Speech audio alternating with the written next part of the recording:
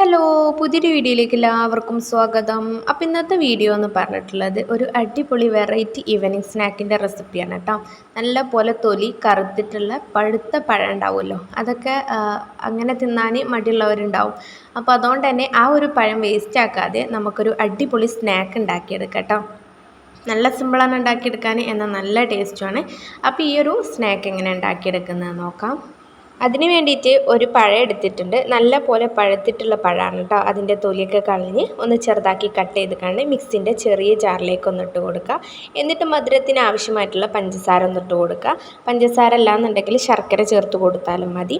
എത്രത്തോളം മധുരം വേണോ അതിനനുസരിച്ചിട്ടാക്കുക. ഒട്ടും തന്നെ വെള്ളം ചേർക്കരുത്. എന്നിട്ട് നല്ല പോലെ തന്നെ ഒന്ന് അരച്ചെടുക്കുന്നുണ്ട് കേട്ടോ, ഒട്ടും തന്നെ കട്ടകളില്ലാതെ.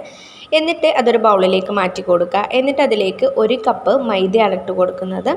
എത്രത്തോളമാണോ നമ്മൾ പഴം എടുത്തിട്ടുള്ളത് അതിനനുസരിച്ച് മൈദൻ്റെ അളവ് കൂട്ടിയും കുറക്കൊക്കെ ചെയ്യുക കേട്ടോ. നമ്മളത് ആദ്യം മിക്സ് ചെയ്ത് നോക്കുക. എന്നിട്ട് ആവശ്യമുണ്ടെന്നുണ്ടെങ്കിൽ പിന്നെ കുറച്ചായിട്ട് മൈദ ഇട്ട് കൊടുത്തിട്ട് മിക്സ് ആക്കിയെടുക്കുക.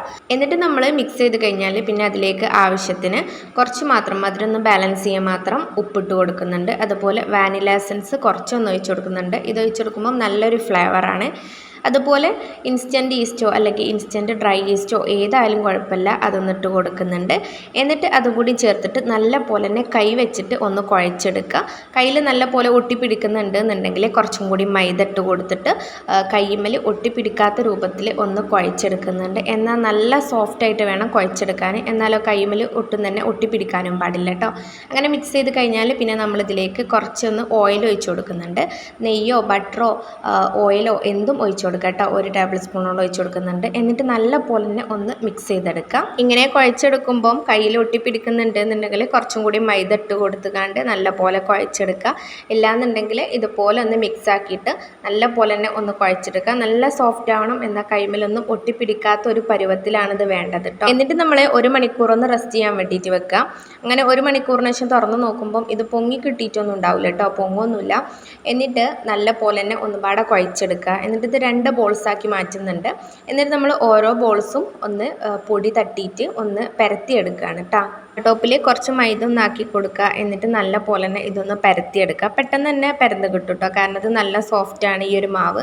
അതുകൊണ്ട് തന്നെ പരത്തിയെടുക്കാൻ ബുദ്ധിമുട്ടൊന്നുമില്ല കേട്ടോ. നമ്മളിത് പരത്തിയെടുക്കുന്ന സമയത്ത് ഒട്ടിപ്പിടിക്കുന്നതായിട്ട് തോന്നുന്നുണ്ട് എന്നുണ്ടെങ്കിൽ കുറച്ചും കൂടി മൈദ ഒന്ന് ആക്കി കൊടുക്കുക. എന്നിട്ട് നല്ല പോലെ തന്നെ പരത്തിയെടുക്കുക. പരത്തിയെടുക്കുമ്പം നല്ല തിന്നായിട്ട് പരത്തിയെടുക്കരുത്, അത്യാവശ്യം നല്ല കട്ടിക്ക് തന്നെ പരത്തിയെടുക്കാൻ വേണ്ടിയിട്ട് നോക്കുക. നല്ല തിന്നാക്കി കഴിഞ്ഞാൽ ഈ ഒരു പലഹാരം നല്ല ക്രിസ്പി ആയിട്ടാണ് നമുക്ക് കിട്ടുക. അപ്പോൾ നല്ലൊരു സോഫ്റ്റിൽ കിട്ടാൻ വേണ്ടിയിട്ട് അത്യാവശ്യം നല്ല കട്ടിക്ക് തന്നെ പരത്തട്ടോ. അപ്പോൾ അതാ ഈ വീഡിയോയിൽ കാണുന്ന പോലെ ഈ ഒരു കട്ടിക്കാണ് ഇപ്പോൾ ഞാൻ പരത്തിയെടുത്തിട്ടുള്ളത്. ഇതിനെക്കാട്ടും കൂടുതൽ കട്ടിക്ക് പരത്താൻ പറ്റുന്നുണ്ടെങ്കിൽ അങ്ങനെ ആക്കിയെടുക്കുക കേട്ടോ. എന്നിട്ടിപ്പോൾ ഞാൻ ഒന്ന് ഷേപ്പ് ആക്കിയെടുക്കുകയാണ്. നിങ്ങൾക്ക് ഏത് ഷേപ്പിലും ഇത് കട്ട് ചെയ്തെടുക്കാവുന്നതാണ്. ഞാനിപ്പോൾ ഇതാ ഈ ഒരു ഷേപ്പിലാണ് കട്ട് ചെയ്തെടുക്കുന്നത്. ചെറിയൊരു ചതുരത്തിലുള്ള ഒരു സ്റ്റിക്ക് പോലെയാണ് ഇപ്പോൾ ഞാൻ കട്ട് ചെയ്തെടുക്കുന്നത് കേട്ടോ. നിങ്ങൾക്ക് ഏത് ഷേപ്പിലും ആക്കിയെടുക്കാം. അപ്പോൾ ഇതാ ഓരോന്നും ഈ ഒരു കട്ടിക്കാണ് ഇപ്പോൾ ഞാൻ ചെയ്തെടുത്തിട്ടുള്ളത്. എന്നിട്ട് നമ്മൾ ഏതൊരു പാത്രത്തിലാണോ ഇതൊന്ന് വെക്കുന്നത് ആ ഒരു പാത്രത്തിൽ കുറച്ച് മൈദ ഒന്ന് ആക്കി കൊടുത്തിട്ട് അതിൻ്റെ മേലെ വെച്ച് കൊടുക്കാൻ വേണ്ടിയിട്ട് നോക്കുക. അങ്ങനെ ആകുമ്പം ഇത് പരസ്പരം ഒട്ടിപ്പിടിക്കൂല കേട്ടോ. അപ്പോൾ അതാ എല്ലാതും ഇപ്പോൾ ഞാൻ ഇതുപോലെ ഒന്ന് കട്ട് ചെയ്ത് മാറ്റിയിട്ടുണ്ട്. ഇനി നമുക്കിതൊന്ന് ഫ്രൈ ചെയ്തെടുക്കാം. അതിന് വേണ്ടിയിട്ട് ഒരു പാനിൽ ഓയിലൊന്ന് ഒഴിച്ച് കൊടുക്കുന്നുണ്ട്. അത് നല്ല പോലെ ചൂടായി വന്നു കഴിഞ്ഞാൽ ഓരോന്നായിട്ട് ഇതിലേക്ക് ഇട്ട് കൊടുക്കാം. എത്രത്തോളം കൊള്ളോ അതിനനുസരിച്ച് നമുക്ക് ഇട്ട് കൊടുക്കാം കേട്ടോ. പിന്നെ ഓയിൽ മീഡിയം ഫ്ലെയിമിൽ മാത്രം വെക്കാൻ പാടുള്ളൂ. തീ മീഡിയം ഫ്ലെയിമിൽ വെക്കുക. ഓയിലിന് നല്ല ചൂടുണ്ടാവരുത്, ഒരു മീഡിയം ചൂട് മാത്രം ഉണ്ടായാൽ മതി കേട്ടോ. അങ്ങനെ നമ്മൾ ആദ്യം ഇട്ട് കൊടുത്തു കഴിഞ്ഞാൽ നമ്മളത് ഇളക്കാനൊന്നും നിൽക്കരുത് കേട്ടോ, അതേപോലെ തന്നെ വെക്കുക.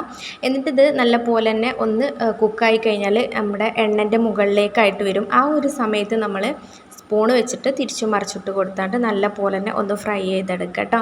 ഫ്ലെയിം നമ്മൾ മീഡിയത്തിൽ മാത്രം വെക്കുക, അല്ലാന്നുണ്ടെങ്കിൽ ഇത് പെട്ടെന്ന് കരിഞ്ഞു പോകാനുള്ള ചാൻസ് ഉണ്ട്. അതുകൊണ്ട് മീഡിയം ഫ്ലെയിമിൽ മാത്രം വെച്ചാൽ മതി. അപ്പോൾ അതാ നല്ല പോലെ കളറൊക്കെ ചേഞ്ചായി വന്നിട്ടുണ്ട്. ആ ഒരു സമയത്ത് നമുക്കിത് കോരി മാറ്റാവുന്നതാണ്. നല്ല പോലെ ലെയേഴ്സൊക്കെ ആയിട്ടാണ് നമുക്കിത് കിട്ടുക കേട്ടോ. അപ്പോൾ അത് നല്ല സിമ്പിളാണ്, പെട്ടെന്ന് തന്നെ ഉണ്ടാക്കിയെടുക്കാൻ പറ്റും. പിന്നെ 1 മണിക്കൂർ റെസ്റ്റ് ചെയ്യാൻ വെക്കണം, അത്രേ ഒരു പണിയുള്ളൂ കേട്ടോ. ഈ ഒരു സ്നാക്ക് വല്ലാതെ എണ്ണ ഒന്നും കുടിക്കൂല കേട്ടോ. പിന്നെ നമുക്ക് 2 ദിവസമൊക്കെ സ്റ്റോർ ചെയ്ത് വെക്കാനും പറ്റും. അപ്പോൾ നല്ല സൂപ്പർ ടേസ്റ്റി ആയിട്ടുള്ള ഒരു സ്നാക്കാണ്. അപ്പോൾ എല്ലാവരും ഒന്ന് ഉണ്ടാക്കി നോക്ക്, എന്നിട്ട് ഫീഡ്ബാക്കൊക്കെ ഒന്ന് അറിയിക്കുക കേട്ടോ. വീഡിയോ ഇഷ്ടപ്പെട്ട് കഴിഞ്ഞാൽ ലൈക്ക് ചെയ്യാനും ഷെയർ ചെയ്യാനും പിന്നെ സബ്സ്ക്രൈബ് ചെയ്യാനൊന്നും മറക്കല്ലേ കേട്ടോ.